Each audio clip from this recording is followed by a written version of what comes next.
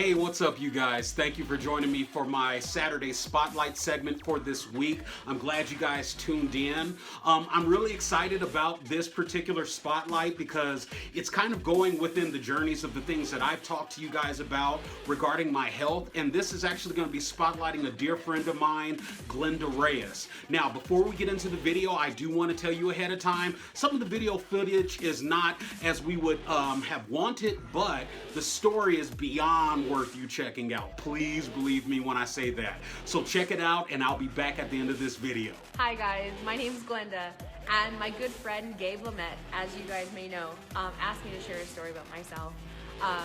So I'm going to make it sweet and to the point. It's a great story, and something that I'm very, very proud of. A little background about me: I used to work for the YMCA Campground Meadow for 4 summers in a row, and it's an experience that I will always and forever hold dear to my heart. It was a very positive experience for me. I was able to be a leader, role model for our young staff and the kids that came to visit our camp. And it was a very therapeutic time for me. You know, I lived down the hill, so being up every summer for the last 4 years is a very therapeutic experience for me. Being in touch with nature is very, very important when you're going through life changes or when you're starting a journey of change. Being in touch with nature, remember that, is very, very important. So my story goes as follows. I once was 300 pounds. Over 300 pounds. And one day I woke up about 5 years ago and I said, you know what, I'm tired of being tired. I'm tired of not being the greatest version of myself. So I put out and planted a seed in my heart and in my mind that I was going to make small changes until I've become who I want to be. Now, I'm still in the middle of my journey, but I've come so far, and I've created a new version of me. A version that was always there, but was covered and was probably layered in self-doubt, in disbelief, in me not having the confidence that I should have right now. So I planted a seed. I started making small changes. I stopped smoking. I stopped eating fast food. I stopped eating junk food. I stopped eating candy. Slow changes. It was a very hard struggle. So in 2 years, I had dropped 50 pounds. It was a very hard 50 pounds. I seeked out some weight management through my insurance. Followed through with a weight loss surgery, which is called the vertical sleeve gastrectomy. I had weight loss surgery in 2015. From the surgery, I lost 60 pounds. I was great, I was content, but I wasn't completely happy. I felt that there was something missing. I was like, I've lost over 110 pounds naturally and with weight loss surgery, and I still wasn't the happiest version of myself. I decided back in 2017 that I was going to commit myself to an active lifestyle. I told myself that I would have to be active every single day, or try to be active every single day of my life in order for me to be successful.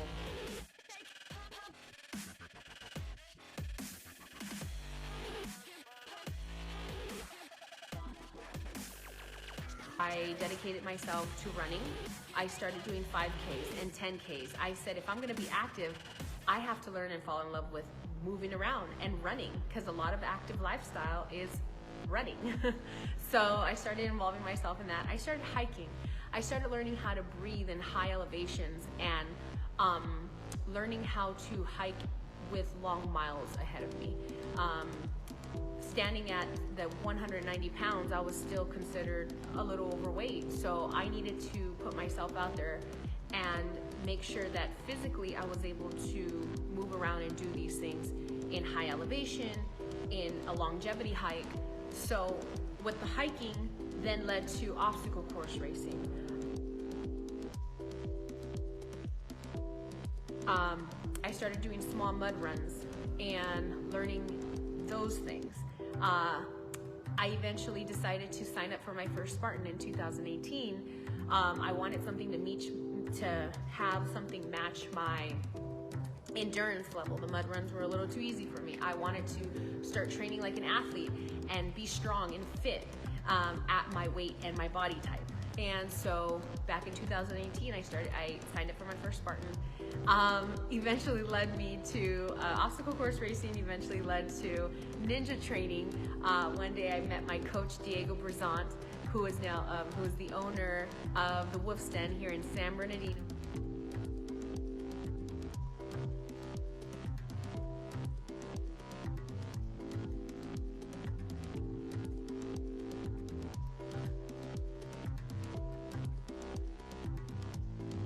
Social media. He had a rig set up in his backyard, and I started training with him. And at first I was like, hey, this is not for me. I'm not your average athlete, but I'll go ahead and try your class. Maybe it'll help me a little bit in what I'm doing. So my ninja training got me better at my obstacle course racing. I wasn't out there just running these Tough Mudders or Spartan races. I was actually out there completing every obstacle that was put in front of me at my body type and my body weight. So I learned through ninja training, body mechanics and technique, things you could do to get through those obstacles.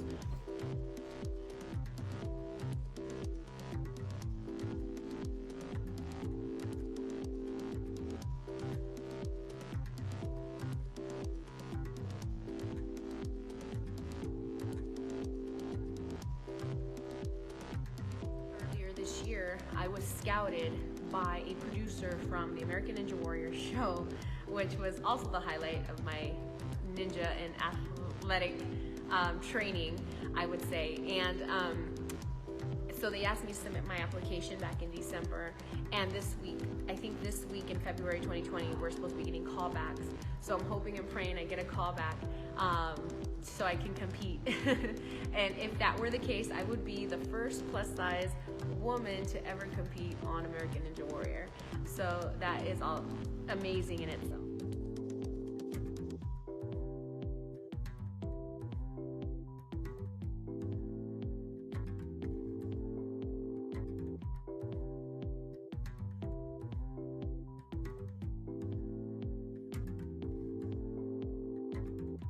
I have accomplished a lot of great things athletically. I completed my first Spartan trifecta last year, and I also won a third place in a women's ninja competition last year as well. And this year, January of 2020, I became a part-time ninja coach here at the Wolf's Den at my ninja gym, and I teach beginners, intermediate classes for kids and adults. And my journey is still going, and I'm still learning how to become the best version of myself. And I'm hoping that in return I can bless the community as the community and the people have blessed me. If I can leave you guys with a little word of advice, whether you're young or old, whether you're overweight, you're sick, never let your past or your experiences define who you are as a person. Society had set out and laid out a life for me that I wasn't vibing with. And in my early 30s, I decided that was not for me, and I wanted to change my life and who I was. I wanted my outer body to match up who I was inside, in my spirit and my heart. And at 38 years old, I feel like I'm 25. I don't act like I'm 25, but I feel like I'm 25. And I have all the energy in the world. I'm here, I'm a grandma. I mean, for goodness sakes, my grandson is 6 years old. And we're out there running Spartans together as a family. He comes and ninja trains with me. And it's amazing the example that I'm setting out for my grandbaby, but not just for my grandbaby, but for the community and my family, my friends, my co-workers, and all my students here at the Ninja Gym. So never let your past, your trauma, the way you grew up, the toxic environment or people around you define who you are. Go out and be the best version of yourself that you could possibly be. And one thing that a lot of people that I know deal with is that we always have this sense of, oh my God, you know, what are people going to think of me? One thing that I mastered through my journey and how I've been so successful is I could give a rat what people think of me. If I'm extra, if I'm vibrant, lively, if I'm too much. And at the end of the day, I'm happy with myself and I'm sleeping at night knowing that I was the best person I could possibly be for that day and all those people around me and that encountered my presence and my vibes that day.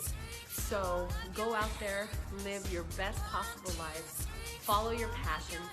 If you're dreaming about it and you're constantly thinking about something that's positive, follow that, because that's where you need to be. Let your outer body match the inner spirit of where you're going. And I hope that makes sense to you guys. I'm a very spiritual thinker, a very energizing kind of person. I live solely on positive energy, great energy. And like I said, don't let the environment or the world dictate the person you were meant to be. And so in the end, I hope that this little story or helps somebody today. I hope you guys are blessed, and I hope that you make somebody smile today. And thank you again, Gabe, for allowing me to share my story with you guys. Enjoy. Bye, you guys, and come visit me at the Wolf's Den, Inland Empire, San Bernardino. Bye.